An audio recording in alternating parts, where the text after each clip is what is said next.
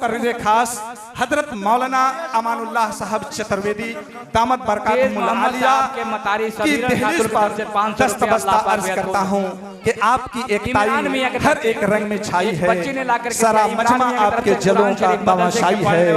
ऐ बुलबुले शैदा सुना है तूने हंस हंस कर, अब जिगर थाम के बैठो, हजरत मौलाना अमानुल्लाह साहब की बारी आई है। आप लोग बैठ जाएं। अल्हम्दुलिल्लाहिल्लज़ी लम यज़ल वला यज़ालु हय्यन क़य्यूमन आलिमन क़दीरन मुदब्बिरन समीअन बसीरा व नशहदु अल्ला इलाहा इल्लल्लाहु वहदहु ला शरीका लहु व नशहदु अन्न मुहम्मदन अब्दुहु व रसूलुहु अम्मा बअदु फ़अऊज़ु बिल्लाहि मिनश शैतानिर रजीम बिस्मिल्लाहिर रहमानिर रहीम या अय्युहन्नासु इत्तक़ू रब्बकुमुल्लज़ी ख़लक़कुम मिन नफ़्सिन वाहिदा व ख़लक़ मिनहा ज़ौजहा व बस्स मिनहुमा रिजालन व कसीरन व निसाअ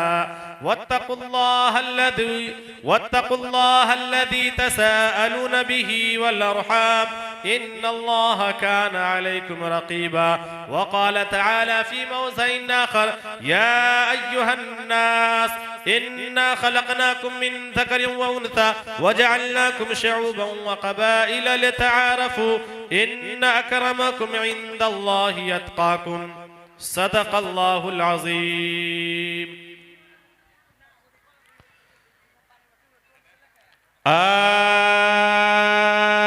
आगतम भूतलम स्वागतम मंगलम स्वागतम स्वागतमय नबी मंगलम दुखहरम सुखकरम जीवन मंगलम जीवनम लाता बरो दाता मई है मंगलम हे कुटी कुटी परिणाम नमस्तक शकल प्रजा जन्म ये दे बंधु दिया न दे अभिनंदनम अभिनंदनम अभिनंदनम हे जन्म तिथि द्वादश बिलमलम मंगलम मंगलमय अमना बहु मंगलमय हलीमा सुदे मंगलम कृष्ण अवतार नियातम प्रीतम बलतम सोनम सद्यम संग्रम चाकुधारम ला इलाहा नहीं पापन इल्ला लम्मा परम पदम जन्म बैकुंठ प्राप्त हुई जपो नामे मोहम्मदम अज्ञान हेतु कीर्त मोहम्मदम नकार शम विदायम तदुदी इंदरम मित्रम रूरवम पुरतो आत्मा प्रवेशो शांति परराशा भूति मपास्ते संतुषम मह प्रथम मह बलवतम मह सुखम मह यदा यदा भारत वेतनम तपस्या जगतम जगत महा यदो नारी मदो नारी दशा दशे दसो नारी नारियम परुस्तमतान्नम शिवा शक्तिवम तबारायम हरियो यको जगदीश्वरा यको जगत गुरु सर्वअवतार सत्य सर्वग्रहण सत्य सर्व सर्वता सम्मान शस्परिकार कायम शुकरम बर नमस्नावरम बामिदम सुस्वा यकौकार सत्य नाम कर्ता पुरुष नरभु नरवीर काल मूर्ति एकम रूपियम बहुताया कुरुति एकम बरहम द्वितीय नीना नीना नास्ते नास्ते किंचन संबल ग्राम केशे ब्रह्मनाशय महात्मान रहे नाता का प्रात्मास्ति युगे युगे महा यौमाम जमनाधीम जावेति लोक महेश्वरम अशंभुडा शामे धीर्षु सर्व पापी परमोषियति अति अतियम सद्धि सुहानम जब जब तू जने कीर्त मोहम्मदम अवतारम सल्लल्लाहु अलैहि वसल्लम। नारे तकबीर नारे तकबीर। मौलाना अमानुल्लाह साहब चतुर्वेदी मदरसा हुस्नुल उलूम जिंदाबाद जिंदाबाद माशाअल्लाह जी। आज के मेरा एक हिंदू भाई से क्या रिश्ता है, एक हिंदू भाई का हम मुसलमानों से क्या संबंध है। बाजा ऑपरेटर साहब यहाँ हैं भाई, थोड़ा इक्को कम कीजिए, इक्को बिल्कुल कम कीजिए, आवाज दीजिए आवाज दीजिए।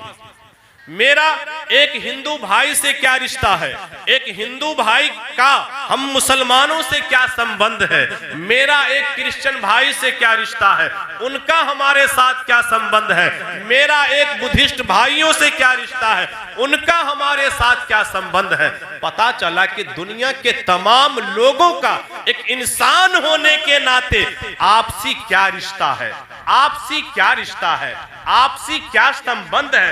मैं पयामे इंसानियत की इस कड़ी को आप लोगों के बीच में इसलिए बयान करना मुनासिब समझता हूं कि आज मुल्क हिंदुस्तान का जायजा लीजिए। आज वहां के बारे में देखिए, वहां इंसानियत के माबैन नफरत इस कदर आ गई है कि लोग एक दूसरे से धर्म के आधार पर या मसलक के आधार पर नफरत कर रहे हैं और दिन दहाड़े एक इंसान दूसरे इंसान को खा जा रहा है, मॉब लिंचिंग के जरिए मार डाला जाता है। इसलिए जरूरत इस बात की है कि हम लोग अपना रिश्ता, मेरा हिंदू भाई से क्या संबंध है, उनका हमारे साथ क्या रिश्ता है, इस रिश्ते को पहले जान ले। मेरे दोस्तों, एक बात मैं गुजारिश कर रहा हूं, इस वक्त पूरी दुनिया में मुल्क नेपाल वाहिद एक ऐसा मुल्क है, मुल्क नेपाल पूरी दुनिया के अंदर एक ऐसा मुल्क है जिस मुल्क के अंदर इस वक्त मुकम्मल अमन, सुकून, चैन, शांति, वातावरण। अगर किसी पूरी दुनिया में किसी मुल्कों का आप जायजा लें तो इस वक्त में काबिल मुबारकबाद हैं आप नेपाल के लोग कि यहाँ हिंदू, मुस्लिम, सिख, ईसाई, बुद्धिस्ट पता नहीं चल रहा है कौन किस बिरादरी से ताल्लुक रखते हैं, कौन यहाँ हिंदू है, कौन यहाँ मुसलमान है। ये भाईचारा, ये प्रेमता इस वक्त पूरी दुनिया में दूर दूर तक कहीं नहीं है। अल्लाह ताला इस मोहब्बत को हमेशा कायम फरमाए, इस मोहब्बत को हमेशा बरकरार फरमाए। आइए, सबसे पहले हमारा धर्म, हमारा ईमान, हमारा यकीन कुरान पाक पर है। हम कुरान के मानने वाले हैं। पहले कुरान पाक से पूछते हैं कि ए कुरान, जरा हमें बतला मेरा हिंदू भाई से क्या रिश्ता है, एक हिंदू भाई का मेरे साथ क्या रिश्ता है, और एक मुसलमान का हिंदू भाइयों से क्या संबंध है। जब हमने कुरान पाक से पूछा, जब हमने पाक पवित्र आकाशीय ग्रंथ किताबुल्लाह से पूछा, कुरान ने ऐलान किया, क्या कुरान ने ऐलान किया, या युहन्नास इन्ना खलकनाकुम मिन ज़करिन व उनसा। ओ दुनिया के लोगों, तुम्हारे अंदर जो ये प्रेम है, तुम्हारे अंदर जो ये सद्भावना है, तुम्हारे अंदर जो ये भाईचारगी है, वो इस बुनियाद पर है। हमने तुम तमाम के तमाम लोगों को, सुनिए मेरे दोस्तों बुजुर्गों, अल्लाह ताला फरमाते हैं हमने तुम तमाम के तमाम लोगों को एक माँ बाप से पैदा किया है। कितने से? चाहे हिंदू हो, चाहे मुस्लिम हो, चाहे सिख हो, चाहे ईसाई हो, चाहे बुद्धिस्ट हो, चाहे क्रिश्चियन हो, चाहे यहूद हो, चाहे नसारा हो, दुनिया में जितने जाति और धर्म के लोग क्यों नहीं हैं, अल्लाह ताला तमाम को कह रहे हैं, तमाम से मुखातब है कि लोगों, चाहे तुम जिस बिरादरी और धर्म से ताल्लुक रखते हो, अगर तुम इंसान हो तो याद रखो अपनी पहचान को, हमने तुम तमाम के तमाम लोगों को एक माँ बाप से पैदा। आप लोग बताइए, अगर माँ बाप एक हो, औलाद अनेक हो, कोई हिंदू, कोई मुस्लिम, कोई सिख, कोई ईसाई, कोई बुद्धिस्ट, औलाद अनेक हो, इन औलाद का आपसी क्या रिश्ता होगा, आपसी क्या संबंध होगा? आप लोग बताइए, आप लोग बताइए क्या रिश्ता होगा? ओ मेरे हिंदू मुस्लिम भाइयों, बात पते की मिल चुकी है। कुरान ने साफ ऐलान कर दिया कि वो दुनिया के लोगों, ओ हिंदू, मुस्लिम, सिख, ईसाई, तुम तमाम के तमाम एक माँ बाप की संतान हो, एक कुंबे के लोग हो, एक घर के सदस्य हो, इसलिए कि एक माँ बाप की संतान हो, आपस में भाई भाई। आगे अल्लाह ताला ने इरशाद फरमाया, वजअलनाकुम शुअबन व क़बाइला लिताअरफू, और वो लोगों, हमने तुम्हारे माँ बहन जो ये बिरादरी, हमने तुम्हारे माँ बहन जो ये कबीले बनाया, कोई अपने आप में शायख है, कोई अपने आप में सैयद है, कोई अपने आप में पैठान है, कोई अपने आप में अंसारी है, कोई मंसूरी है, कोई राइन है, हमने जो तुम तमाम के तमाम लोगों को कबीले और बिरादरी के अंदर जो कन्वर्ट किया है, हिंदू भाइयों में कोई ब्राह्मण है, कोई क्षत्रिय है, कोई शूद्र है, कोई बैस है, कोई बनिया है, हमने जो तुम तमाम के तमाम लोगों को जात और बिरादरी के अंदर, कबीले के अंदर जो कन्वर्ट किया है, वो महज तेरी पहचान करवाने के लिए, बड़ा बनाकर कन्वर्ट नहीं किया है, पहचान करवाने के लिए। इन्ना करमकुम इंदल्लाहि अत्काकुम, अल्लाह फरमाते हैं मेरी निगाह में मुअज़्ज़ज़ इंसान वो है, मोहतरम इंसान वो है, मुकर्रब बंदा वो है जो मुझसे जितना ज्यादा डरने वाला होगा, जो मेरी शरीयत पर जितना ज्यादा चलने वाला होगा, जो मेरे हुक्म पर जितना ज्यादा अमल करने वाला होगा, वो मेरा महबूब और करीबी बंदा होगा। अब मेरे दोस्तों, इस आयत करीमा से पता चला हम दुनिया के तमाम लोग एक माँ बाप की संतान हैं। कुरान के हवाले से हम हिंदू, मुस्लिम, सिख, ईसाई सब आपस में भाई भाई हैं। बात स्पष्ट हो गई, हम सब क्या हैं? भाई भाई हैं। आइए जरा हिंदू भाई की किताब को पढ़ते हैं, उनको खंगालते हैं, उनसे पूछते हैं। हमारा कुरान ने तो कहा तुम दुनिया में जितने भी धर्म और जाति के लोग हो, अगर इंसान हो तो एक माँ बाप की संतान हो, आपस में तुम्हारा रिश्ता भाई भाई का है। तुम जरा बतलाओ, ओ ऋग्वेद, ओ यजुर्वेद, तुम जरा बतलाओ। मैंने हिंदू भाइयों की किताबों से पूछा, तुम बतलाओ कि हम इंसानों का आपसी क्या रिश्ता है। मेरे दोस्तों, जिस तरीके से हमारे धर्म के अनुसार 4 आसमानी किताबें हैं। कितनी आसमानी किताबें हैं? 4 है। तौरात है, ज़बूर है, इंजील है, कुरान पाक है। 4 आसमानी किताबें हैं। इसी तरीके से हिंदू भाइयों के यहाँ 4 किताबें हैं। ऋग्वेद है, यजुर्वेद है, सामवेद है, अथर्ववेद है। जिस तरीके से हमारे यहाँ सहीफे बहुत आए हैं, हिंदू भाइयों के यहाँ भी 18 पुराण है। कितने? 18 पुराण है। महागीता पुराण, संग्राम पुराण, अजखन पुराण और पद्म पुराण। इसी तरीके से कुल मिला के 18 पुराण है। भाई थोड़ा सा इक्को, आप इक्को कम कीजिए ना, बाजा ऑपरेटर साहब, इक्को बिल्कुल लो कर दीजिए ना। थोड़ा सा पानी लीजिए। और मेरे दोस्तों बुजुर्गों, आइए जिस तरीके से, आवाज दीजिए, आवाज दीजिए, जिस तरीके से कुरान पाक ने ऐलान किया कि तुम तमाम के तमाम एक माँ बाप की संतान हो, आपस में भाई भाई हो। हमने ऋग्वेद से सवाल किया, ऋग्वेद जरा हमें बतला मेरा हिंदू भाई से क्या रिश्ता है, उनका हमारे साथ क्या संबंध है, सिख भाई का हमारे साथ क्या रिश्ता है। वो किताब ऐलान कर रही है, वो किताब कह रही है हिंदू भाइयों के यहाँ इन तमाम 4 किताबों में सबसे मोतबर किताब ऋग्वेद है। आइए ऋग्वेद के हवाले से ये मंत्र पढ़ रहा हूं। यौमाम जमनाधीम जावेत्ति लोक महेश्वरम अशंभुडा शामे धीर्षु सर्व पापी परमुष्यति।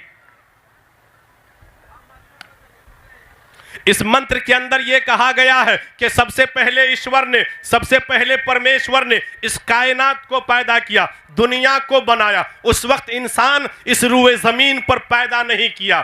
सबसे पहले ईश्वर ने, अल्लाह ने कायनात को पैदा किया है, दुनिया को पैदा किया है। एक मुद्दत गुजरने के बाद, एक जमाना गुजरने के बाद उस ईश्वर ने, उस परमेश्वर ने इस कायनात का रचना एक औरत और एक मर्द से किया। कितने से? एक औरत और एक मर्द से इस कायनात का रचना किया।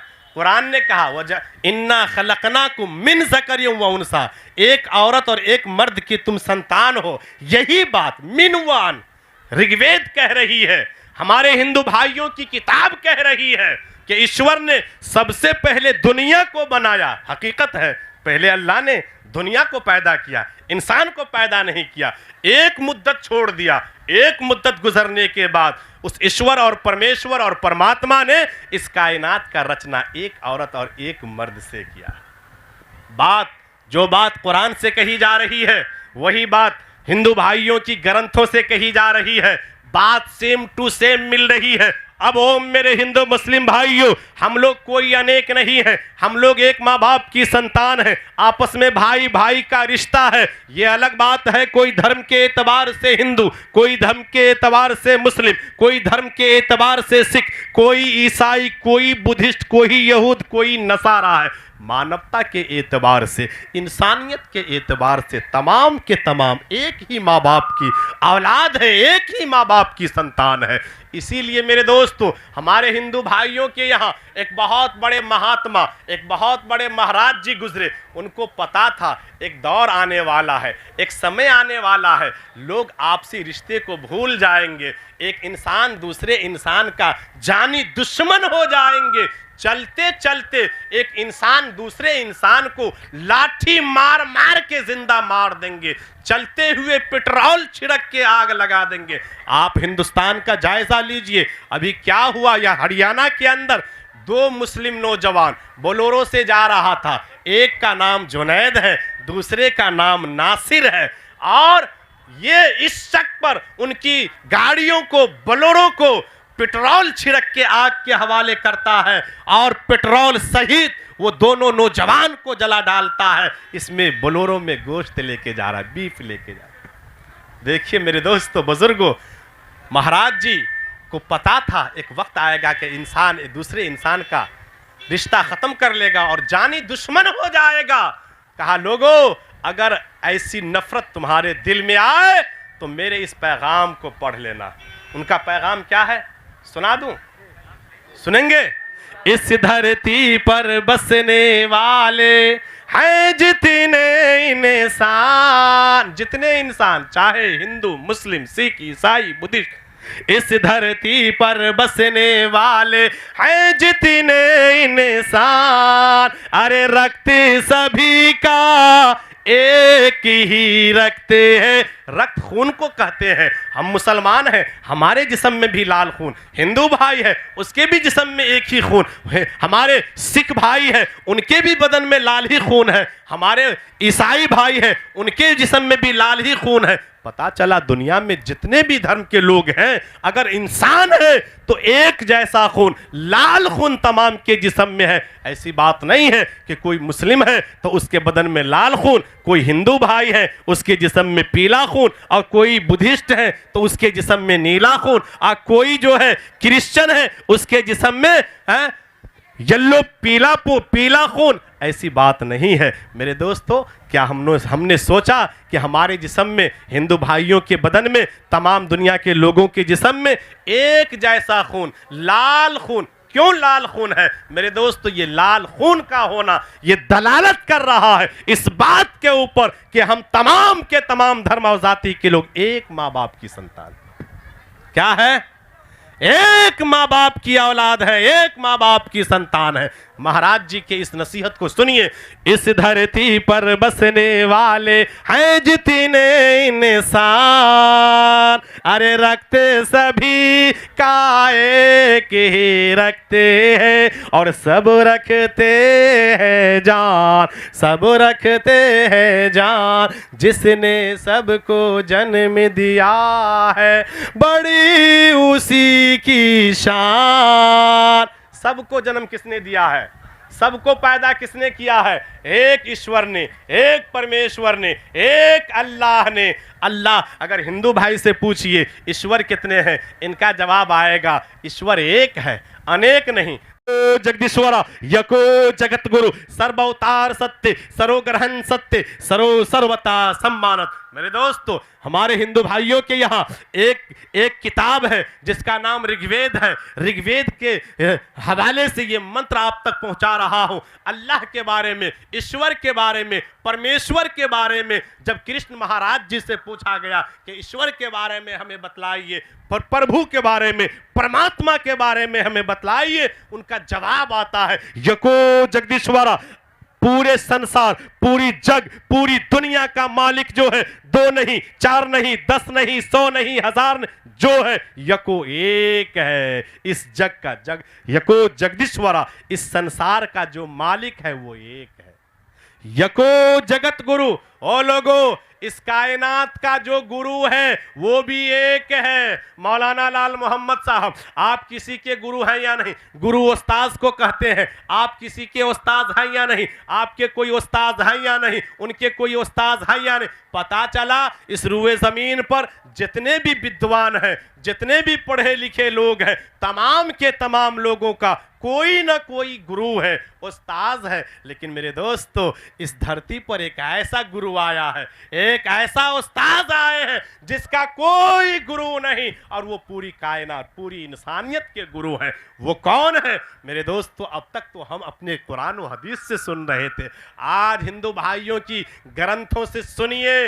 यको जगत गुरु, इस कायनात का, रुए जमीन का एक ही उस्ताद है, जिनके कोई उस्ताद नहीं, वो सबके उस्ताद हैं। वो कौन है? वो हमारे नबी, वो आपके नबी, वो इनके नबी, वो उनके नबी, वो पूरी इंसानियत के नबी, नबियों के सरदार जनाबे मोहम्मद रसूलुल्लाह, अंतिम महर्षि सल्लल्लाहु अलैहि वसल्लम की जाते गिरामी है। पढ़िए कुरान पाक के 30वें पारे के अंदर, चलिए, और सूरह है इक़रा बिस्मि रब्बिकल लज़ी खलक़, खलक़ल इंसान मिन अलक़। इस आयत करीमा को आप पढ़िएगा, उसकी शान नुज़ूल में जाइएगा, आपको पता चलेगा वो कोई और नहीं, वो पूरी इंसानियत के नबी, नबियों के सरदार जनाब मुहम्मदुर रसूलुल्लाह सल्लल्लाहु अलैहि वसल्लम की जाते गिरामी है। सर्व अवतार सत्य, इस किताब में ये ऐलान किया, लोगों इस रुए जमीन पर अवतार कहते हैं।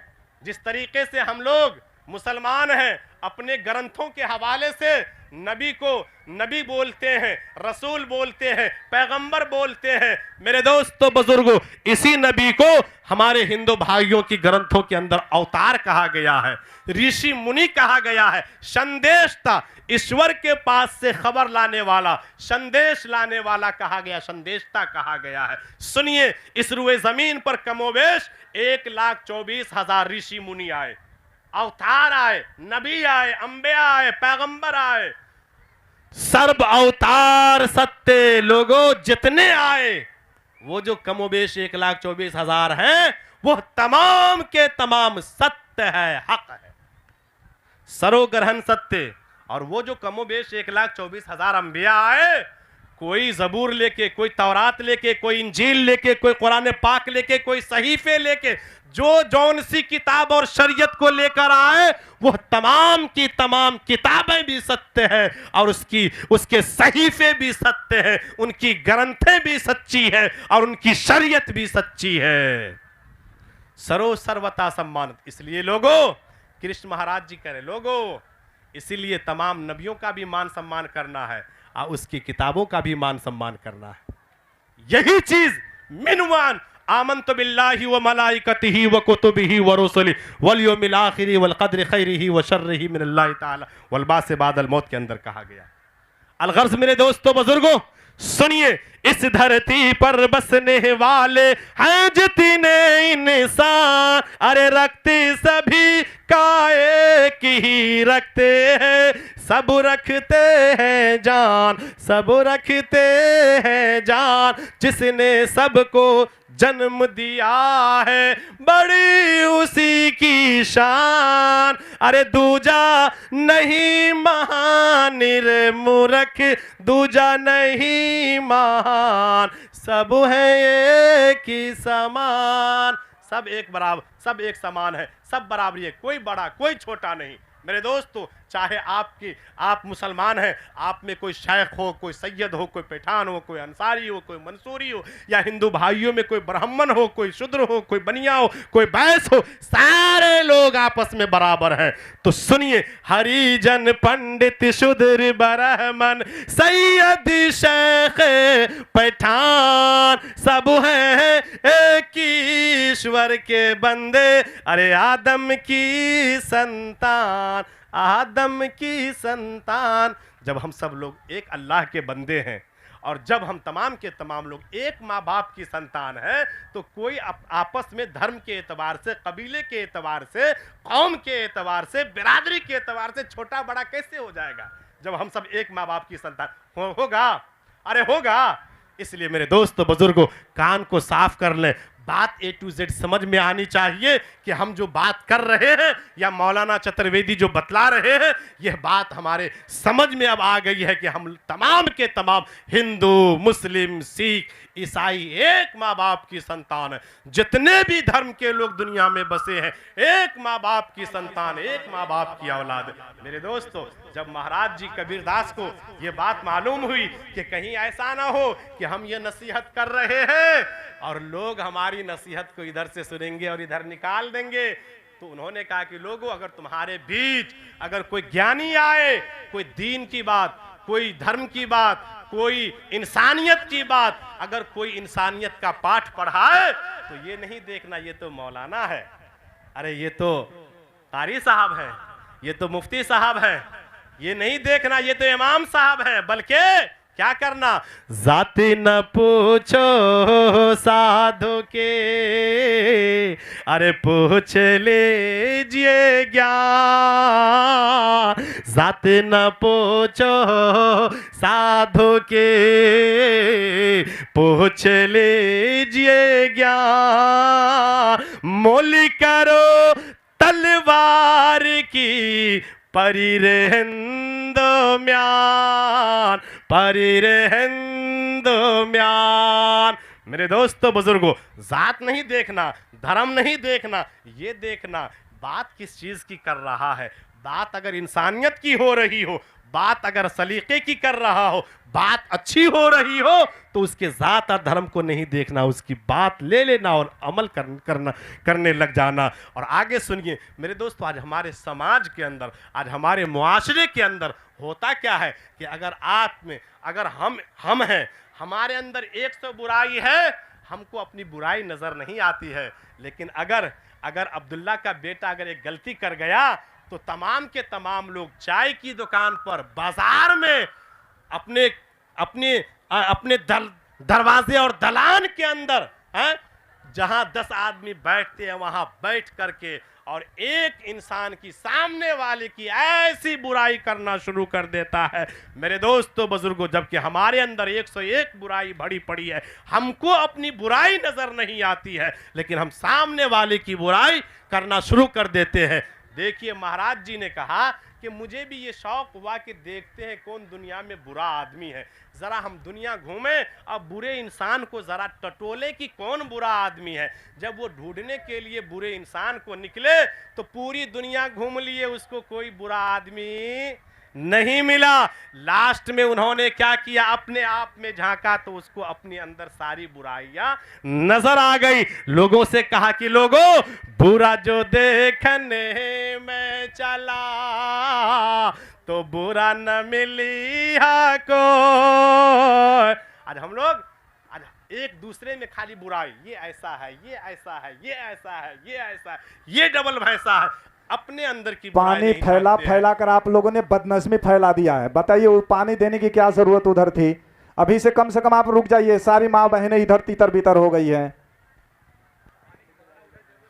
बुरा जो देखने में चला तो बुरा न मिले को, जो मन खोजा पुना मुझसे बुरा न को, मुझसे बुरा न को।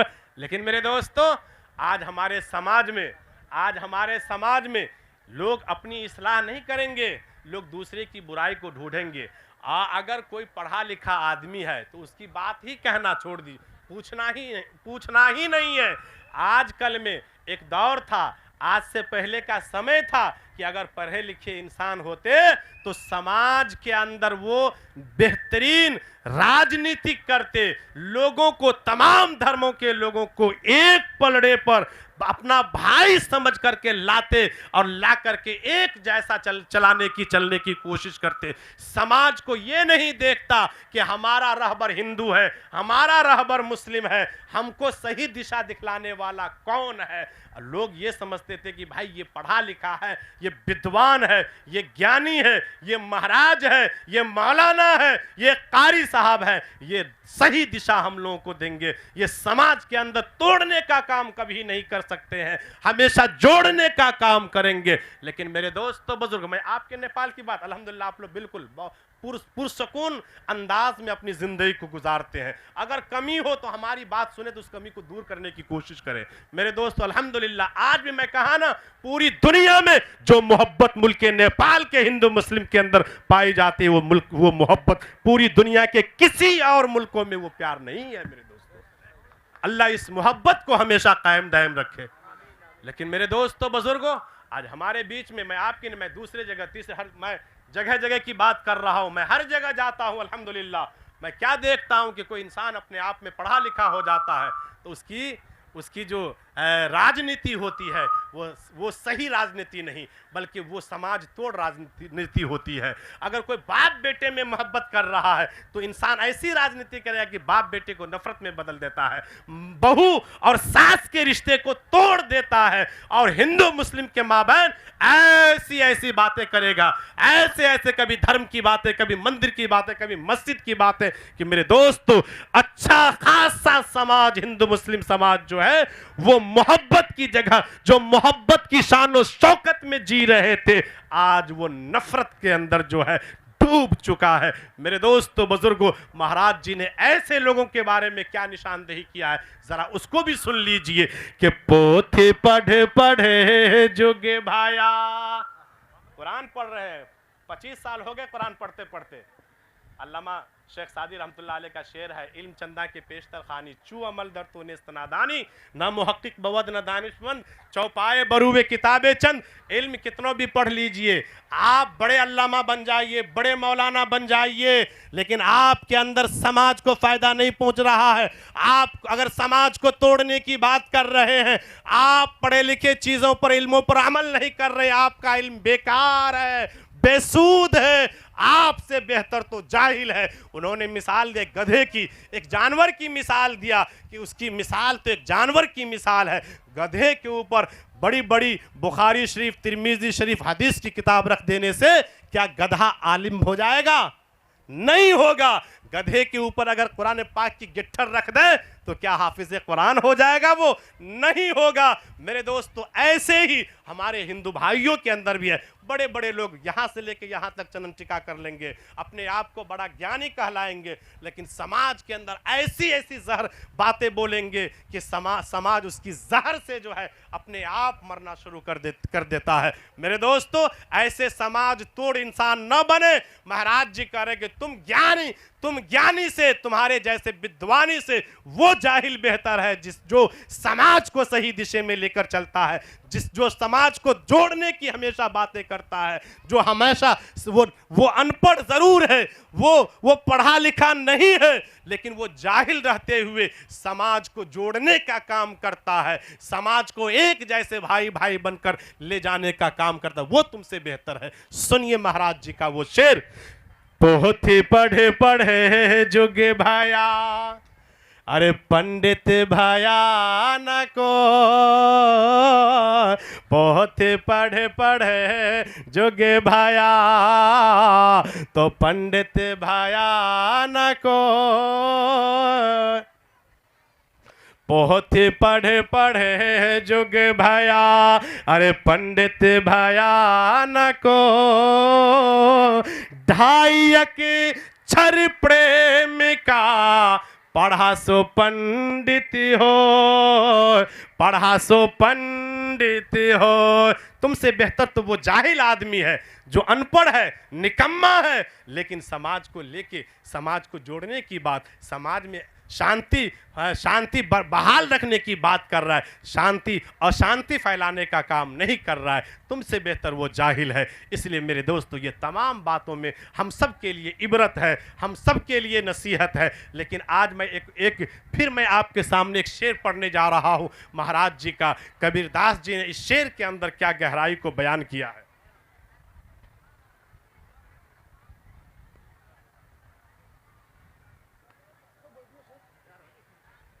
आज हमारे समाज के अंदर कोई 20 साल से, कोई 25 साल से, कोई 10 साल से, कोई 15 साल से नमाज पढ़ते पढ़ते यहाँ इतना बड़ा ठेला बना लेता है या नहीं बना लेता है। लेकिन जिसी वक्त अभी आम का ज़माना है, अभी मैं आया हूँ रोहतहट से चला हूँ, तो रोहतहट से सिरहा, फिर जो है क्या कहते हैं धनुषा, फिर सरलाही, फिर जो है सो मतलब ऐसे ही पार होते होते 12 परसा होते हुए यहाँ तक मैं पहुँचा हूँ। चूँकि इससे पहला प्रोग्राम मेरा रोहतहट ज़िला में था, तो ऐसे ही मैं आया तो मैंने देखा अल्हम्दुलिल्लाह आपके नेपाल के अंदर कुछ आम अपने अंदर आज भी बरकरार दरख्तों ने आम को रखा है, यानी आम का फल आपके यहाँ आज भी है अल्हम्दुलिल्लाह। लेकिन इस बार हमारे इंडिया के अंदर आम का फल नहीं है। तो अभी आम का ज़माना आया, बहुत सारे लोग करते हैं क्या, जब आंधी तेज़ चलती है तो 2 बजे रात ही में घर छोड़ देते हैं, अपने कलम में अपने बागीचे में बाद में आम ढूंढने जाएंगे। लेकिन पहले दूसरे तीसरे जो लोग बागीचे वाले नहीं आए रहते हैं उनके कलमों का, उनके बागीचाओं का पहले आम बीच लेते हैं। देखिएगा तो माशाअल्लाह 20 साल से नमाज का ठेला है या नहीं है। अगर आप कोदाली लेकर के या हल लेकर के अपने खेत खलिहान में चले जाइए, अगर आप 20 साल से नमाज पढ़ते आ रहे हैं, लेकिन जब आप धन खेती का ज़माना आएगा, धान रोपने का समय आएगा, तो आप सोचिएगा कि आपकी वो नमाज आपको भुला देती है या आप भूल जाते हैं। हकीकत में जो नमाजी होता है मेरे दोस्तों, नमाज उसको बुराइयों से बचाता है। इन्ना सलात तन्हा अनिल फहशाई वल मुनकर। लेकिन हमारी जो हालत है, जब हम कोदाली लेके अपने खेत खलिहान में पहुंचते हैं तो सोचते हैं, दिल ये कहती है कि अरे इस बार कम से कम 5 से 7 इंची अगर आड़ी को छांट लोगे तो अगले साल भी इतना छांटने का मौका मिल जाएगा, अगले साल भी इतना छांटने का मौका। मेरे दोस्तों, वहां पर ये नमाज का ठेला कहां गया? 20 साल से हम इबादत करते आ रहे हैं और मामूली फायदे के लिए अपने ईमान को बेच दिया। बस इसी तरह से हमारे हिंदू भाई भी बहुत दिनों से हाँ जय श्री राम का माला जप रहे हैं, जमाना हो गए जपते जपते, लेकिन उनका भी ईमान जब वो समय आता है, जब वो मोड़ आता है तो अपने ईमान को वो बेच डालता है। अब तो हद हो गई। अब जो मोब लिंचिंग जो हो रहा हमारे इंडिया के अंदर, इसका हद पार हो गया। लोग अपने आप को धर्म का चोला लगा करके, लोग अपने आप को बिल्कुल वो बड़ा बड़ा दाना वाला माला पहन करके जय श्री राम, जय कहिए कितने बड़े आदर्श श्री रामचंद्र जी, उसके भी नाम को नहीं छोड़ा, उसके भी नाम को बदनाम कर रहा है और एक दूसरे के ऊपर अत्याचार कर करके उसे मोब लिंचिंग कर डालता है। पहले आप अगला दोहा सुनिए, तब जय श्री राम के ऊपर मैं बात करूंगा। मेरे दोस्तों बुजुर्गों सुनिए, महाराज जी ने कहा है उन लोगों से जो अपने आप में ढोंगी है, जिसके अंदर का ईमान मजबूत नहीं है, जो 20 साल से 25 साल से वो नमाज पढ़ते पढ़ते ठेला तो बना लिया है, जो माला फेरते फेरते अपने आप को बड़े महाराज जी के लिस्ट में नाम शुमार कर लिया है, लेकिन अंदर जो है उनका बड़ा गंदा है। महल्ला फेरते जुग भाया, फेरा न मने का फेर, महल्ला फेरते जुग भाया, फेरा न मने का फेर, तो माला का मन का छोड़ के, अरे मन का मन का फेर, मन का मन का फेर। मेरे दोस्तों बुजुर्गों, बहुत सारे लोग जय श्री राम का नाम लेकर के अत्याचार करता है, जुल्म करता है निहत्तों पर। उसे पता नहीं है कि हमारे हिंदू भाइयों के आदर्श, हम सब के आदर्श श्री रामचंद्र जी कितने बड़े विद्वान थे, कितने बड़े दयालु थे, कितने बड़े रहमदिल थे। मेरे दोस्तों, उनके रहमदिली का जवाब नहीं, उनके अंदर के इंसानियत का जवाब नहीं। मैं आपके सामने 1-2 मिसाल पेश कर रहा हूं, लेकिन आज उनको भी नहीं छोड़ा जा रहा है। उनका चोला लगा करके और उनके नाम का माला जप करके निहत्ते के ऊपर जुल्म किया जाता है। क्या उन्होंने ये तालीम दी कि जब किसी इंसान पर जुल्म करना तब मेरे नाम को बदनाम कर देना? क्या श्री रामचंद्र जी ने ऐसी तालीम दिया है? नहीं मेरे दोस्तों। अरे वो तो इतने बड़े काबिल महान इंसान थे, एक चींटी तक को वो तकलीफ देना गवारा नहीं करते थे। वो एक इंसान को कैसे कहेंगे मार डालो? मैं आपको बतलाता हूं। आपको मालूम है वाल्मीकि रामायण है, वाल्मीकि रामायण कह रही है कि श्री रामचंद्र जी को 14 साल का वनवास हुआ था। 14 साल जंगल में जाके तपस्या किए। क्यों किए? एक मर्तबा श्री रामचंद्र जी के पिताजी श्री राजा दशरथ, मेरे दोस्तों बुजुर्गों, इनको एक युद्ध के अंदर वो बिल्कुल इस दहाने पर चले गए कि दुश्मन उसको मर्डर कर देते, दुश्मन उसको मार डालते। ऐसा दुश्मनी हमला हुआ था। लेकिन मेरे दोस्तों बुजुर्गों, हुआ क्या? श्री रामचंद्र जी की दूसरी माँ जो है, जिसे ककई कहते हैं, वो ककई पीछे से जाती है और अपने पति देव जी की जान को बचा लेती है। मेरे दोस्तों, जब मुड़ के देखते हैं राजा दशरथ जी, देखा ये तो मेरी धर्म पत्नी है, ये तो ककई है। कहा कि आज तो तूने मेरी जान बचाई है, मांग क्या मांग करती हो? मैं वक्त का बादशाह, मैं वक्त का राजा। आज बीवी जो तुम हमसे सवाल कर देगी, जो मांगेगी, आज मैं तेरी उस अरमान को मैं पूरा कर दूंगा। मांग क्या मांग करती हो? बीवी भी होशमंद थी, बीवी भी चालाक थे। कहीं अभी नहीं, एक मुद्दत आने के बाद हम मांगेंगे। मेरे दोस्तों बुजुर्गों, देखिए श्री रामचंद्र जी भाई में बड़े हैं। आज दूसरी माँ जो ककई है, उनसे जो बेटा पैदा हुआ वो भरत है, वो छोटे हैं। जब श्री राजा दशरथ अब बुढ़ापे की उम्र को पहुंच गए, अब दिल में ख्याल आया कि हमारे दोनों पुत्र में श्री रामचंद्र जी बहुत होनहार, बहुत होशमंद, बहुत बड़े ज्ञानी, बहुत बड़े बुद्धिमान हैं। क्यों नहीं अपनी मौजूदगी में अपने बड़े बेटे को बादशाहत दे दूं, राजगद्दी पे बैठा दूं। बीवी से आके मशवरा किया, ककई सुनो सुनो, हमारी ख्वाहिश है कि बाप की मौजूदगी में बेटा राजशाही गद्दी पर बैठ जाए, ताकि बेटा को राज चलाने में अगर कोई कमी दिक्कत आए तो मैं बाप अभी जिंदा हूं, उसको मैं कोऑपरेट करता रहूंगा। अब रामचंद्र जी की माँ जो सुनी, कहा सुनिए, आप जिसके बारे में चाहत रख रहे हैं, मेरा बेटा श्री रामचंद्र राजगद्दी पर बैठेगा, ये नहीं होगा, बल्कि मेरा बेटा भरत जो है इस बादशाही गद्दी के ऊपर राजा बन के बैठेगा। कहा नहीं, ऐसा तो नहीं होने देंगे। कहा मेरे पति देव जी, आपने मुझे एक वचन दिया था, याद कीजिए। वो वचन को मैं आज ही के दिन के लिए रखी थी कि इस गद्दी का मालिक आपका बेटा रामचंद्र नहीं, मेरा बेटा भरत बनेगा। अब तो राजा साहब बिल्कुल खामोश हो गए। बात हकीकत है, मैं तुम्हें वचन दिया हूं, आज तुम्हारी ये ख्वाहिश है तो मैं इस ख्वाहिश को तोड़ भी नहीं सकता हूं। चुनांचे अपने बेटे श्री रामचंद्र जी को बुलाए, और बुलाने के बाद कहा, बेटा दरअसल बात यह है कि आज हमारी ख्वाहिश थी कि राजगद्दी का मालिक तो तुम्हें बना देता, लेकिन आज तेरी माँ ने, मैं इसे एक वचन दिया था, जिस वचन के मजबूरी में तुम्हारी राजशाही गद्दी पर बैठने की जगह तेरा छोटा भाई भरत बैठेगा। हमारी ख्वाहिश है, इस बात को तुम स्वीकार कर लो। मेरे दोस्तों बुजुर्गों, सोच सकते हैं वो ऐसा जमाना था, अगर बाप का बेटा बड़ा है तो जेठौंस के रूप में बाप की कुर्सी बड़े बेटे को मिला करती थी, बड़ा होने की वजह से। इतना ही नहीं, अगर 1 बीघा जमीन है, 2 भाई की भैयारी है, तो 10-10 कट्ठा का हिस्सा होना चाहिए। लेकिन अगर बेटा बड़ा है तो उस बेटे को, मेरे दोस्तों बुजुर्गों, 10 कट्ठा के बजाय 12 कट्ठा मिलता, और छोटे को 8 कट्ठा मिलता।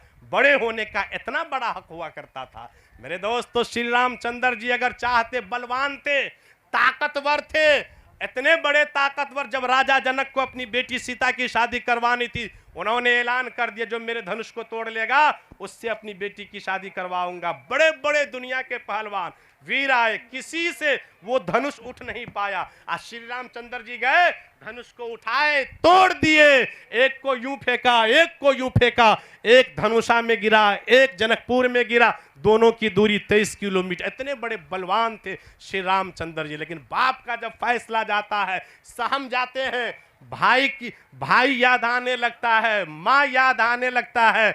मेरे दोस्तों बुजुर्गों, एक तरफ माँ की मोहब्बत, एक तरफ बाप की मोहब्बत, एक तरफ भाई की मोहब्बत। श्री रामचंद्र जी सोचे कि अगर मैं बलवान हूँ, लेकिन ये जो काम हो रहा है ये इंसाफ के खिलाफ काम हो रहा है, ये बड़े भाई को ये नीचे दिखाने, घटिया दिखाने वाला काम हो रहा है। अगर मैं चाहूँ तो भरत को मसल सकता हूँ, मेरे पास इतनी ताकत है। लेकिन उनके अंदर इंसानियत थी, उनके अंदर जो है वो विद्वानियत थी, वो बुद्धिमान थे। वो सोचे कि अगर मैं इसके खिलाफ में जाता हूं, वालिद को तकलीफ होगी, पिताश्री नाराज होंगे, माँ श्रीमती नाराज होगी, और समाज के अंदर गलत मैसेज जाएगा। वो रुके और फौरन एक फैसला लेते हैं कि ठीक है, मेरी जगह मेरा भाई भरत ही राजशाही की गद्दी पर राजा बन के बैठेगा और मैं रामचंद्र अब वनवास होने के लिए जंगल में तपस्या करने जा रहा हूं। मेरे दोस्तों बुजुर्गों, श्री रामचंद्र जी बहुत बड़े बलवान थे, लेकिन उन्होंने मेरे दोस्तों किसी पर अत्याचार करना पसंद नहीं किया, बल्कि कोई उसके ऊपर जुल्म किया तो वो बर्दाश्त करने के काबिल इंसान थे। वो इतने बड़े महान थे। आज उसका नारा देकर कोई किसी निहत्थे पर जुल्म कर रहा है और उसको मारते मारते मार डाल, ये इंसानियत है? नहीं। ये श्री रामचंद्र जी के आदेश का पालन है? नहीं मेरे दोस्तों, ये तो श्री रामचंद्र जी के नाम को बदनाम करने की एक बहुत बड़ी साजिश है। ये तो श्री रामचंद्र जी को अपमान करने की बात है। इसलिए मेरे दोस्तों बुजुर्गों, जरूरत इस बात की है कि हम लोग हिंदू मुस्लिम सिख ईसाई आपस में तमाम के तमाम भाई भाई, एक शेर आली जनाब असद बस्तवी ने इस मोहब्बत को सामने में रख करके कहा कि लोगों, हम हिंदू मुस्लिम सिख ईसाई को कैसे जीना चाहिए समाज के अंदर। मेरे शेर को सुन करके इस पर अमल कीजिएगा अगर आप सबकी इजाजत हो। डॉक्टर ताज मोहम्मद साहब बीरगंज मुरली के, वो स्टेज पर तशरीफ लाएं। रिजवान साहब बैरिया के, वो स्टेज पर तशरीफ लाएं। फुल मोहम्मद साहब समरबारी के, वो स्टेज पर तशरीफ लाएं। डॉक्टर ताज मोहम्मद साहब, रिजवान साहब, फुल मोहम्मद साहब स्टेज पर तशरीफ लाएं। जी हजरत, माशाल्लाह, बहुत खूब जी। मेरे दोस्तों बुजुर्ग, एक बार दुरूद शरीफ पढ़ लिया। अल्लाहुम्मा सल्ली अला सय्यदना व सनदना व शफीअना व हबीबना व मौलाना व बारिक व सल्लिम। एक बार और थोड़ा मोबाइल, ये बाजा ऑपरेटर साहब, थोड़ा अपने बाजा को अंगीठी दीजिए और इक्को अगर कम है उसको अपने एतबार से बनाइए। तो ये बार बार प्यास, एक हमारी तबीयत खराब है, 3 रमज़ान से हम बीमार हैं, 3 रमज़ान से। दुआ फरमा दीजिए अल्लाह मुकम्मल शिफा याबी नसीब फरमाए। आज तक मैं बीमार हूँ, अल्लाह मुकम्मल शिफा याबी नसीब फरमाए। तो मेरे दोस्तों, अपने हिंदू मुस्लिम सिख ईसाई तमाम भाइयों के माबैन समाज के अंदर मोहब्बत बरकरार रहे। एक शेर आपके हवाले कर रहा हूं, अगर आप सबकी इजाजत हो जाए तो कर दूं। एक ही जगह सब मिल बैठे तो हर मुश्किल आसान बने। मेरे हिंदू मुस्लिम भाइयों, आज हमारे मंच पर, जबकि ये धार्मिक मंच है, इस मंच पर एक तरफ हमारे मुस्लिम भाई हैं, एक तरफ हमारे हिंदू गणमान्य व्यक्ति हैं, हिंदू हजरात हैं, और भी कोई लोग होंगे। मेरे दोस्तों, तमाम के तमाम लोग जब एक जगह बैठे हुए हैं तो कोई ये शक कर सकता है यहाँ के जाने के बाद, ओ मियाँ सब जो इतना बड़ा प्रोग्राम किया, जानते हो क्यों किया? अरे ये तो हमारे बीच ऐसे ऐसे ऐसे प्लानिंग कर रहा है। कोई ये सोच सकता है? अगर हम लोग कहीं मदरसे में बैठ करके या कोई मीटिंग, कोई मशवरा करने लगे और उसमें हमारे हिंदू भाई न हो, तो वो अगर गुजरेंगे, वो अगर देखेंगे तो दिल में क्या वसवसा आएगा? ओ क्या बात है, ये मोहम्मदन लोग आपस में तमाम के तमाम गांव वाले बैठे हुए हैं, क्या प्लानिंग कर रहा है, क्या मीटिंग कर रहा है, पता नहीं चल रहा है। कहीं हमारे खिलाफ तो कोई बगावत तो नहीं छेड़ना चाहता है? ये वसवसा दिमाग में आता है या नहीं आता है? इसका उल्टा, अगर हम हिंदू मुस्लिम सिख ईसाई तमाम भाई लोग आपस में कोई मीटिंग, कोई मशवरे में एक जगह अगर बैठे, एक मजलिस में, तो इससे होगा क्या? हिंदू भाई कहेंगे अरे मुसलमान लोग बड़ा अच्छा आदमी है, ये धार्मिक सम्मेलन किया, हम जैसे लोगों को बुलाया और नीचे नहीं ऊपर मंच पे बैठाया, कितनी अजमत आएगी, कितनी अजमत और मोहब्बत बढ़ेगी। अरे बढ़ेगी या नहीं बढ़ेगी? एक ही जगह सब मिल बैठे तो हर मुश्किल आसान बने। जब हम हिंदू मुस्लिम सिख ईसाई बुद्धिस्ट तमाम भाई लोग आपस में मेल मोहब्बत से अगर कोई भी मैटर में एक जगह बैठकर हल करने लग जाएंगे, तो गांव में, समाज में अगर बड़ा से बड़ा मैटर आ जाएगा, बड़ा से बड़ा मैटर आ जाएगा, आप लोग बतलाइए, अगर एक नहीं, अगर एक साथ में 3-3 मर्डर हो जाए और ये हिंदू मुस्लिम सिख ईसाई अगर इतने बड़े मामले को, अगर उस मैटर को बचाना चाहेंगे, समाज को बचाना चाहेंगे, तो क्या बचा लेंगे या नहीं लेंगे? अरे बचा लेंगे या नहीं? कितनों बड़ा से बड़ा मैटर होगा, घटना होगा, तमाम के तमाम मैटर को ये हिंदू मुस्लिम, ये सिख ईसाई, ये बुद्धिस्ट, ये मोहब्बत जो है समाज को टूटने से बचा लेगा, समाज को बर्बाद होने से बचाएगा या नहीं? ये कब होगा? जब हम लोग एक जगह बैठने के अमल में आ जाएं। जब हम हिंदू भाई हमारे दुख सुख में आने लगे, हम अपने दुख सुख में हिंदू भाइयों को बुलाने लगे, उनके यहाँ अगर दुख सुख का मामला हो तो हम मुसलमान को अगर दावत मिले तो हम लोग जाना शुरू कर दें, तो आपस में मोहब्बत बढ़ेगी। आपस में ये नहीं कहेंगे ये मुस्लिम है, कहेंगे ये मेरा भाई है। क्या कहेंगे?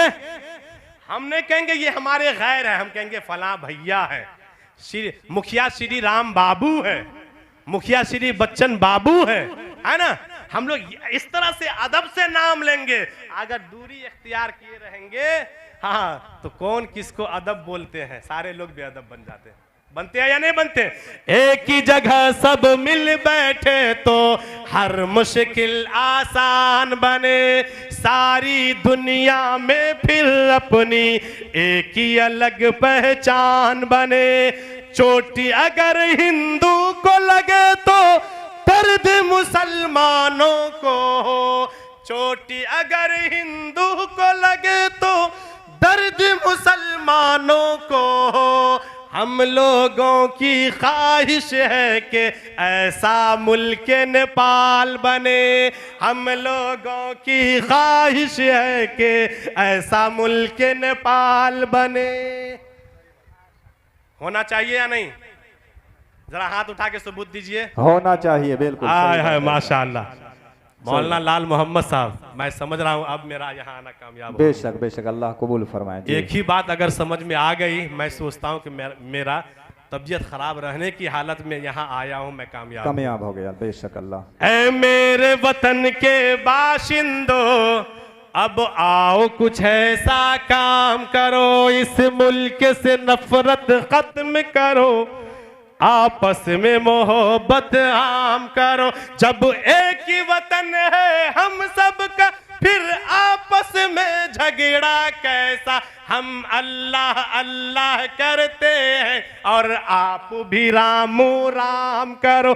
हम अल्लाह अल्लाह करते हैं, अरे और आप भी रामो राम करो।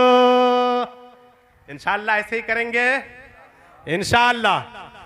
मेरे दोस्तों बुजुर्गों, मैं आपके सामने में बहुत सारा मंत्र पढ़ा हूं। आइए एक मंत्र का पहले खुलासा करता हूं। कृष्ण अवतार न्यातम प्रीतम बलुतम स्वानम सिद्धिमा संग्रम चाकुधारम ला इला हरनी पापन इल्ला लम्मा परम पदम जन्म बेकुंठ प्राप्त हुई जपो नामे मोहम्मदम। मेरे दोस्तों बुजुर्गों, श्री कृष्ण जी अर्जुन जी से कह रहे हैं कि अर्जुन, दुनिया के लोगों को जमा करो, मैं एक बात बतलाना चाह रहा हूं। मेरे दोस्तों पहले एक बात बतलावे। सबसे पहला दुनिया में आने वाला मनुष्य का नाम हम हजरत आदम कहते हैं। मेरे हिंदू भाई इसी आदम को हम अरबी में आदम कहते हैं, आज संस्कृत में हमारे हिंदू भाई उसको आदि मानव कहते हैं। आदि कहते हैं सबसे पुराना, सबसे पहला, मानव कहते हैं इंसान। सबसे पहला इंसान को हजरत आदम हम मुसलमान कहते हैं, हमारे हिंदू भाई उसी आदम को आदि मानव कहते हैं या मनु जी कहते हैं। हम लोग पहली खातून को माई हव्वा अलैहिस्सलाम कहते हैं। इसी माई हव्वा अलैहिस्सलाम को हमारे हिंदू समाज की किताबों के अंदर शतरोहा जी कहा गया है। क्या कहा गया है? शतरोहा जी। अलगर्स मेरे दोस्तों बुजुर्गों, इसी तरीके से मेरे दोस्तों धर्म इस्लाम के बारे में हम जिसे अपना मजहब इस्लाम कहते हैं, इसी इस्लाम को हमारे हिंदू भाई संस्कृत के अल्फाज में, इसी इस्लाम को संस्कृत के अल्फाज में, एक बात याद रखिएगा, दुनिया में एक धर्म है, सनातन धर्म। दुनिया में एक धर्म है, मजहब इस्लाम, उसके अलावा कोई दूसरा तीसरा धर्म नहीं है। अब खोजने की जरूरत है, हमारी जिम्मेदारी है कि हम अपने धर्म की सही तलाशी करें।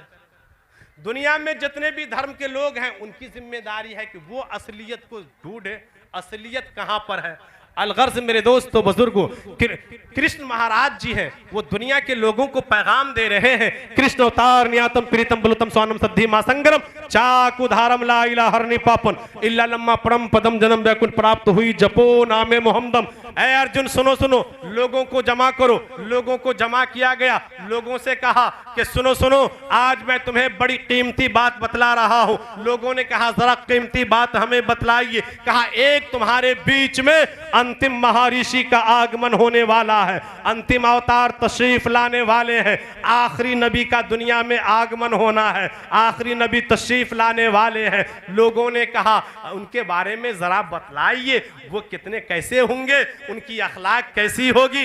वो कृष्ण महाराज जी कहते हैं वो बड़े मर्तबे वाले, बड़े रुतबे वाले, ईश्वर के पास से मकाम बुलंदी वाले होंगे। जब वो दुनिया में आएंगे, लोगों ने पूछा हम कैसे पहचानेंगे। कहा सुनो सुनो, उसके अंदर 3 खूबी होगी। नियातम, वो नरम मिजाज होंगे, प्रीतम, लोकप्रिय होंगे, मिजाज के एतबार से बहुत ही नर्म होंगे, बहुत ही मोम होंगे, और ताकत के एतबार से और लोकप्रियता के एतबार से वो बहुत ही लोकप्रिय इंसान होंगे, और ताकत के एतबार से बलूतम, शक्तिशाली में महान होंगे। सुनो सुनो, ऐसा वैसा महान नहीं होंगे, वो इतने बड़े बलवान होंगे, इतने बड़े बलवान होंगे कि अब तक कोई माँ न कभी ऐसा बलवान को जनी थी, न अभी जनी है, न आइंदा जनने वाली है। इतने बड़े बलवान थे, और सुने वो इतने बड़े रुतबे और मर्तबे वाले होंगे, चाकू धारम, इतने बड़े महान होंगे। जब वो दुनिया में तशरीफ लाएंगे तो उनका 4 बॉडीगार्ड होगा, 4 यार होगा, 4 धर्म रक्षक होंगे। कितने कितने 4 बॉडीगार्ड होंगे, 4 यार होंगे, 4 धर्म रक्षक होंगे। कौन कौन? आप उलमाए किराम से पूछिए, अल्लाह के महबूब दुनिया में तशरीफ लाए, उनके 4 यार थे या नहीं, 4 बॉडीगार्ड थे या नहीं। एक का नाम अबू बकर सिद्दीक रजी अल्लाह अन्हु, दूसरे का नाम उमर फारूक रजी अल्लाह अन्हु, तीसरे का नाम अली मुर्तजा रजी अल्लाह अन्हु, और चौथे का नाम, तीसरे का नाम उस्मान गनी रजी अल्लाह अन्हु, चौथे का नाम अली मुर्तजा रजी अल्लाह अन्हु। चाको धारम, उनके 4 धर्म रक्षक होंगे, उनके 4 यार होंगे, उनके 4 बॉडीगार्ड होंगे। ला संधि मा संग्रम, वो इतने बड़े महान होंगे। जब वो दुनिया में आएंगे, दुनिया और आखिरत, यहाँ और वहाँ दोनों जहान के लिए रहमतुल लिल आलमीन होंगे। कुरान से पूछिए, वमा अरसलनाका इल्ला रहमतल लिल आलमीन। चाक उदाहरण, वो उनके 4 यार होंगे, दुनिया में आएंगे, इतने बड़े महान होंगे कि दोनों जहान के लिए सरापा रहमतुल लिल आलमीन होंगे। आगे सुनिए, ईश्वर के पास से एक संदेश लाएंगे, ईश्वर के पास से एक पैगाम लेकर आएंगे। वो पैगाम क्या होगा? वो पैगाम कलमा ला इलाहा इल्लल्लाह मुहम्मदुर रसूलुल्लाह का पैगाम होगा, कलमा ला इलाहा इल्लल्लाह का पैगाम होगा। मेरे दोस्त, उस कलमे के बारे में कहा, वो कलमा इतना बड़ा शक्तिशाली वाला होगा, इतना पावरफुल संदेश लेकर वो अंतिम महर्षि आएगा, जो दुनिया का पापी इस कलमा ला इलाहा इल्लल्लाह को एक बार अध्ययन करेगा, एक बार पढ़ेगा। सुनो, एक बार पढ़ने की वजह से उनके जिंदगी के तमाम पाप मिट जाएगा, पाप धुल जाएगा। इतना बड़ा पावरफुल वो कलमा लेकर के आएगा। लेकिन वो लोगों, उस कलमे को पढ़ने से पाप तो मिट जाएगा, गुनाह तो धुल जाएगा, जन्नती नहीं बन पाएगा, स्वर्गवासी नहीं हो पाएगा।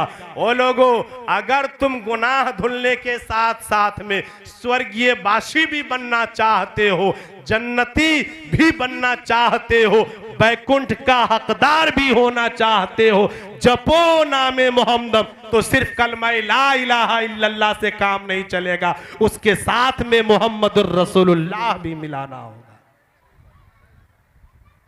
मेरे दोस्तों बुजुर्गों, मेरा टाइम पुर्जा आ गया है, लेकिन बस 2 से 4 मिनट आपके सामने में हूं। जब अंतिम महर्षि, अंतिम अवतार, आखिरी नबी जनाब मुहम्मदुर रसूलुल्लाह सल्लल्लाहु अलैहि वसल्लम के बारे में हमारे हिंदू भाइयों के एक बहुत बड़े महाराज पंडित हैं, सरजमीन कलकत्ता से ताल्लुक रखने वाले, उनका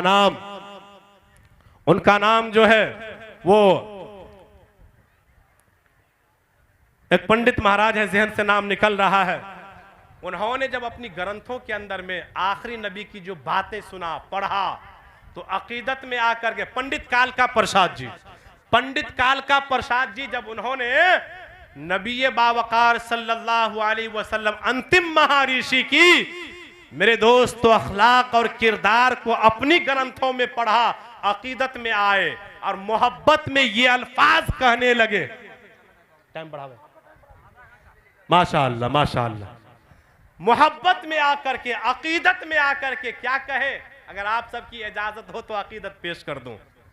महाराज जी, पंडित कालका प्रसाद जी, गर शम्सो कमर को कोई हाथों में उठा ले, फिर नेमते कौनैन को दामन में छुपा ले, कोई मुझसे ये पूछे काल का तू क्या ले, मैं कहूं नालैने नबी को आंखों में सजा ले। महाराज कालका प्रसाद जी कहते हैं कि लोगों, एक तरफ चांद सूरज की दौलत हो, एक तरफ पूरी दुनिया की दौलत हो, एक तरफ अंतिम महाऋषि जनाबे मोहम्मदुर रसूलुल्लाह सल्लल्लाहु अलैहि वसल्लम के पांव की जूती हो, तो तीन दौलत तीन सामने में है। हमसे कोई पूछे कालका जी इन तीनों में आप क्या लीजिएगा, तो मैं कहूंगा न तो मुझे चांद सूरज की दौलत चाहिए, न दुनिया की दौलत चाहिए, अरे मुझे तीसरी दौलत नबी बावकार जनाबे मोहम्मदुर रसूलुल्लाह के पांव की जूती दे दो कि इसे पीस के सूरमा बनाएंगे, रोजाना अपनी आंखों में सजाएंगे। जब यही अंतिम महाऋषि जनाबे मोहम्मदुर रसूलुल्लाह सल्लल्लाहु अलैहि वसल्लम के बारे में जब पंडित सोमनाथ स्वामी जी से पूछा गया, जब यही बात जनाबे तुलसीदास जी से पूछा गया, तो तुलसीदास जी तो और खुलासा कर दिए। सुनिए क्या खुलासा किए कि यह न पक्षी पाती कुछ राखो, वेद पुरानी संवत भाखो। आज तुलसीदास पक्ष और विपक्ष की बात करने नहीं आया है, आज सरयू की तट पे बैठ के अपने कौम के लोगों से कह रहे हैं महाराज तुलसीदास जी की, लोगों आज मैं पक्ष और विपक्ष की बात नहीं कहूंगा, आज तो वेद और पुराण की जो असलियत है, जो सच्चाई है, वो मैं तुम्हें सुनाने के लिए आया हूं। वो सच्चाई क्या है? संवत बिकिरम अरे दवनंगा, महान कोख नरस चतुर पतंगा। अभी मौलाना लाल मोहम्मद साहब क्या कह रहे थे कि अल्लाह ताला ने अगर आकाए महमूद जनाबे मोहम्मदुर रसूलुल्लाह अंतिम महाऋषि सल्लल्लाहु अलैहि वसल्लम को नहीं पैदा किए रहते तो ये दुनिया का निजाम भी वजूद में नहीं रहता। ये जन्नत, ये दोज़ख, ये दुनिया, ये आखिरत, ये कोई चीज, कोई निजाम ने हमें देखने को मिलता। ये तमाम किसके तुफैल में बनाया और पैदा किया गया? जनाबे मोहम्मदुर रसूलुल्लाह आखिरी अंतिम महर्षि सल्लल्लाहु अलैहि वसल्लम के सदक़े तुफैल में बनाया गया, पैदा किया गया है। सुनिए उसी के बारे में कहा, संवत बिकिरम दवनंगा, महान कोख नरस चतुर पतंगा। कि अगर मोहम्मद न पैदा होते तो रब्बुल आलमीन दुनिया की कोई चीज को पैदा नहीं किया, अगर दुनिया बनाया तो मोहम्मद के सदक़े में बना। बरसी सहसी दसी सुंदरम होए, जेह के बाद न आवे कोई। महाराज जी कहते कि लोगों वो इतने बड़े अंतिम महर्षि होंगे जिस ऋषि के आने के बाद अवतारों के आने का सिलसिला दुनिया में खत्म हो जाएगा। राजनीति भव प्रीति दिखावे, अपन मत सबको समझावे। वो ऐसे राजनेता बनकर आएंगे, इस्लाम का प्रचारक और इस्लाम का महान नायक खलनायक बन के आएंगे कि इस्लाम की राजनीति करेंगे। सख्ती की जगह सख्ती और नरमी की जगह नरमी करेंगे। जहां कुरान में अल्लाह ने सख्ती की का जो मसला बयान किया, एक नरमी का मसला बयान किया, ऐसा नहीं होगा कि सख्ती में चोरी के जुर्म में अपना लोग पकड़ा गया, अरे हाथ काटेंगे, चलो छोड़ दिए तो अपना है, और दूसरा पराया आया तो फौरन हाथ, नहीं, अपना हो या सपना हो, आका महमूद जनाब मोहम्मद रसूलुल्लाह सल्लल्लाहु अलैहि वसल्लम के जमाने में कबीले मखजूम की एक बेटी फातिमा नाम की चोरी कर ली, पकड़ी गई। लोगों ने आका सल्लल्लाहु अलैहि वसल्लम की सोहबत में खिदमत में लाया, या रसूल अल्लाह ये कबीला मखजूम की बेटी फातिमा है, चोरी करती हुई पकड़ी गई है। हुजूर ने कहा जाओ हाथ काट डालो, गया हाथ। अब हाथ काटने का जो ऑर्डर हुक्म मिला, अब बड़े बड़े लोग सिफारिश लेके आ गए, या रसूल अल्लाह जानते हैं अरे कबीला मखजूम के बड़े बाप की, दौलतमंद बाप की बेटी है, अगर इसका हाथ काटिएगा इस्लाम का बड़ा नुकसान होगा। आपके बहुत करीबी हारिस इब्न ज़ैद, बहुत करीबी बेटे के मानिंद, उनको भेजा कि अगर आप जाके सिफारिश कर दीजिएगा ना तो इस बच्ची का हाथ मुमकिन है कि बच जाए। आ गए हारिस इब्न ज़ैद, हुजूर सल्लल्लाहु अलैहि वसल्लम ने कहा, ओ हारिस, अरे ये कबीला मखजूम की बेटी फातिमा है, अगर मोहम्मद की बेटी फातिमा होती उसका भी मैं यही असर कर। राजनीति भाव प्रीति दिखावे, आपन मते सबको समझावे। उनका जन्म मौलाना लाल मोहम्मद साहब, उनका जन्म हुआ जना हे, कुछ ना हुआ शकल जग माई। अगर मोहम्मद ना होते तो ये दुनिया ना होता, ये कुछ भी ना होता। मेरे दोस्त बुजुर्गों, ये साफ खुलासा कर दिया। और पंडित सोमनाथ स्वामी और महाराज क्या कहते हैं, सिख के गुरु नानक जी, इतना वजाहत कर दिया कि इसका तो कोई और जवाब ही नहीं। जब पंडित सोमनाथ स्वामी, ये भी सुनाऊंगा लेकिन एक कड़ी में आ रहा हूं मेरे दोस्तों, जब तुलसीदास महाराज जी ये बतिया बतला रहे थे, उसी वक्त लोगों ने पूछा कि हो महाराज जी, अरे मुसलमान तो ईश्वर को, एक खुदा को मानते हैं, हम भी एक अल्लाह को मानते हैं, लेकिन खुदा कैसे हैं, क्या कर रहे हैं, उसके बारे में हमें बताइए। मेरे दोस्तों, महाराज जी खड़े हो गए, कहा सुनो लोगों, तुम ईश्वर के बारे में पूछते हो तो सुनो सुनो, बिन पद चलई सुनई बिनु काना।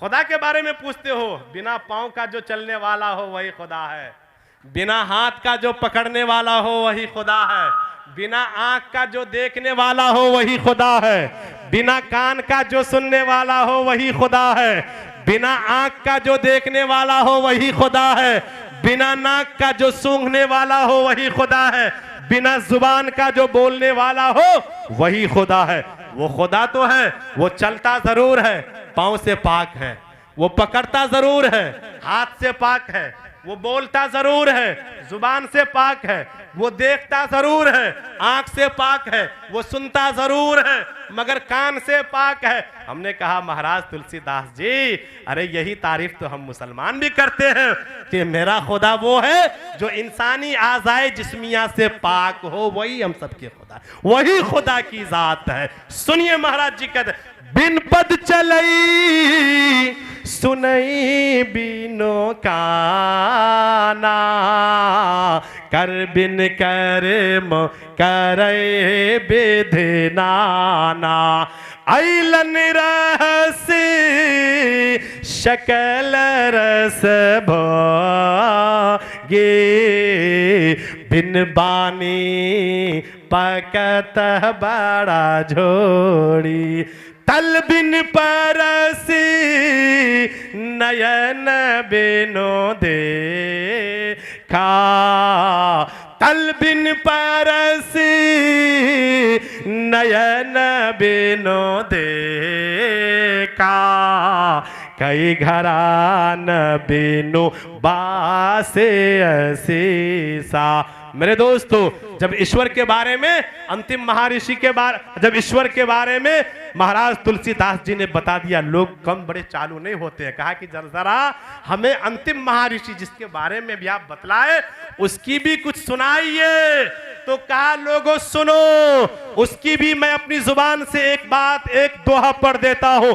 उगम निगम सो बीते पारा, अपनी अभान मीठे मझारा, तब सबरे सब दास सब साई, संसा जगत यज्ञ सरे सरे नाय, इन्हीं विचारो विचारो हनीसा, भजो नाम उमर मीठे कलीसा, तब हर माने न माने कोई, बिन गुरु जब ज्ञान न होई, तब हुए संग लंग अवतारा, मेहदी कहे है शकल संसारा, तब रंग जो छे तब रंग जो छे सुंदरम होए, बिना मोहम्मद पारे न होई, बिना मोहम्मद पारे न होई। तुलसीदास तुलसीदास भगति सबको, बिना मोहम्मद पारे न होई, बिना मोहम्मद पारे न होई। अब लोगों ने गए महाराज हनुमान जी के पास। हनुमान जी से कहा चलिए ना जरा रामचंद्र जी के यहाँ, उनसे पूछेंगे कि हम लोग बिना भक्ति का रहे, आप तो भक्ति कर लेते हैं, लेकिन हम लोग कैसे दुनिया में इंसान बगैर भक्ति का कोई इंसान ही नहीं, बगैर इबादत का, अल्लाह की इबादत का कोई इंसान नहीं। अब लोगों ने प्रेस किया हनुमान जी के पास। हनुमान जी गए श्री रामचंद्र जी के पास, कहा कि श्री रामचंद्र जी हम लोग तो आपके भक्त हैं, हमको बताइए कि हम लोग आपकी भक्ति कैसे करें। श्री रामचंद्र जी ने कहा लोग मैं तो खुदा का, ईश्वर का, प्रभु का, परमेश्वर का भक्त हूं, मैं तो उसकी भक्ति करता हूं, तुम मेरी भक्ति कैसे करोगे। अगर भक्ति करनी है तो ईश्वर की, परमेश्वर की, परमात्मा की भक्ति करो। कहा कि सर हमको भक्ति का तरीका बतला दीजिए, हम तो नहीं जानते हैं कि भक्ति कैसे लोग क्या करते हैं, भक्ति करने का तरीका बतलाइए। तो श्री रामचंद्र जी ने इबादत का तरीका बताया है। सुनिए, प्रथम तरह का पयाम, द्वितीय अंतरीय चंद्रिका, तृतीयम दंड मुच्यम, चतुर्थ कुंडलाकारम, पंचम बिंदु संयुक्ता और चुती चुती रोत का। कहो हनुमान जी दुनिया के लोगों से कहो कि भक्ति करना चाहते हैं, इबादत का तरीका जानना चाहते हैं। लोगों अगर इबादत करना चाहते हो तो सबसे पहला काम करना है, इबादत के टाइम में तुमको सीधे दोनों पांव पे खड़े हो जाना है। क्या करना है पहला काम? नहीं सुन रहे आप लोग? दोनों पांव पे सीधा, दोनों पांव पे सीधा। द्वितीय अंतरीय चंद्रिका, जब तुम दोनों पांव पे खड़े हो गए, अल्लाहु अकबर कर लिए, सीधे खड़े हो गए। द्वितीय अंतरीय चंद्रिका, जब तुम कयाम कर लिए, जब तुम कयाम की हालत में जो कुछ पढ़ा जाता है पढ़ लिए, अब तुमको आधे चांद के तरह हो जाना है। द्वितीय अंतरीय चंद्रिका ऐसे बन जाना है। दूसरे नंबर वाला काम यह करना है कि तुमको आधे चांद के मानिंद हो जाना है, यानी रुकू में चला जाना है। क्या करना है? क्या करना है? दूसरा काम रुकू में, जब तुम कयाम कर लिए, अब दूसरे नंबर पर इबादत का तरीका यह है कि दूसरा काम रुकू में चला जाना है। हम लोग कयाम करने के बाद कहां जाते हैं? कहां जाते हैं? आधे चांद की तरह होते हैं ना, आधे चांद की तरह होते हैं। द्वितीय अंतरीय चंद्रिका, दूसरा काम जो करना है वो आधे चांद की तरह हो जाना है, मसलन रुकू में चला जाना है। जब रुकू कर लिए, अब तीसरा काम तृतीयम दंड मुचियम, तीसरा काम उसके बाद ये करना है कि रुकू में है तो तुमको दंड बेसकी कर लेना है। यानी दंड बेसकी कैसे होगा? आप नीचे हैं तो खड़े होइए, नीचे हो जाइए, खड़े हो जाइए। आप रुकू में हैं तो सजदे में चले जाइए। दंड बेसकी उसी को ना कहते हैं, नीचे से ऊपर, ऊपर से नीचे। तृतीयम दंड मुचियम, भक्ति करने में, इबादत करने में तीसरे नंबर पर जो काम करना है वो तुमको दंडबेस वाला काम करना है। रुकू में हो तो सजदे में चला जाना है। और चतुर्थ कुंडलाकारम, और चौथे नंबर पर जो तुमको काम करना है वो ये काम करना है कि जब तुम क़याम भी कर लिए, रुकू भी कर लिए, सजदा भी कर लिए, तो अब तशहुद में जाना है, कायदे ऊला और कायदे अखीरा करना है। ऐसे बैठना है जैसे सांप कुंडली मार के बैठता है। और सांप कुंडली मार के जैसे बैठता है वैसी हालत कब होती है? कायदे ऊला और कायदे अखीरा में होती है या नहीं होती है? चौथा काम चतुर्थ कुंडला का पंचम बिंदु संयुक्ता, पांचवें नंबर पर जो काम करना है वो ये कि लोगों तुम ईश्वर की भक्ति में, अल्लाह की भक्ति में, कुदरत की भक्ति में ऐसा मस्त हो जाना, ऐसा मस्त हो जाना, ये महसूस करना कि मैं ईश्वर को देख रहा हूं। अगर तुम्हारी आंख में वो ताकत, वो सलाहियत नहीं कि तुम ईश्वर को देख सको, तो ये महसूस करो ईश्वर मुझे देख रहा है। मेरे दोस्तों बुजुर्गों, ये मुख्तसर में इबादत के मैं तरीके आप तक पहुंचाया हूं। आज दुनिया के अंदर बहुत सारे धर्म के लोग इबादत करते हैं।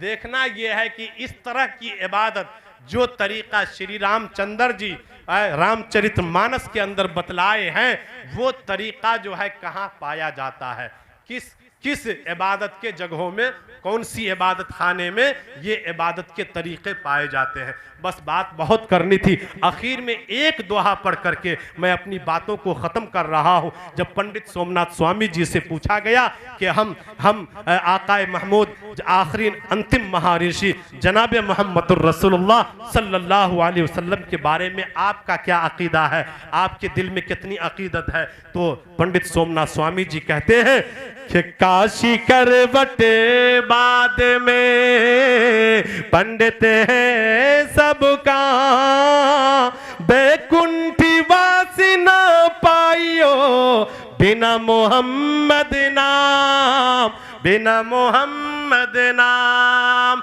और जब इसी चीज को सिख के गुरु से पूछा गया आप अल्लाह उसके रसूल के बारे में क्या कहना चाहते हैं, वो कह रहे हैं दट्टा नूर मोहम्मदी, दट्टा नबी रसूल, दट्टा नूर मोहम्मदी, दट्टा नबी रसूल, नानक कुदरत देख देख खुद ही गयो सब भूल, खुद ही गयो सब भूल, पहला नाम खुदा का दूजा नाम रसूल, पहला नाम खुदा का। दोनों जहान में किसी की हस्ती है, कोई जात है तो अल्लाह की। पहला नाम खुदा का दूजा नाम रसूल, तीजा कलमा पढ़ो नानक तब स्वर्गी हुए कबूल, तब स्वर्गी हुए कबूल। एक बार सारे लोग अस्तगफिरुल्लाह पढ़ें, अस्तगफिरुल्लाह रब्बी मिन कुल्लि ज़ंबि व अतूबु इलैह, और अल्लाह ताला से दुआ करें कि मौला जितनी बातें कही और सुनाई गई है अल्लाह ताला हम सबको हक और सच बातों पे अमल की तौफीक अता फरमाए। वमा तौफीक इल्ला बिल्लाह।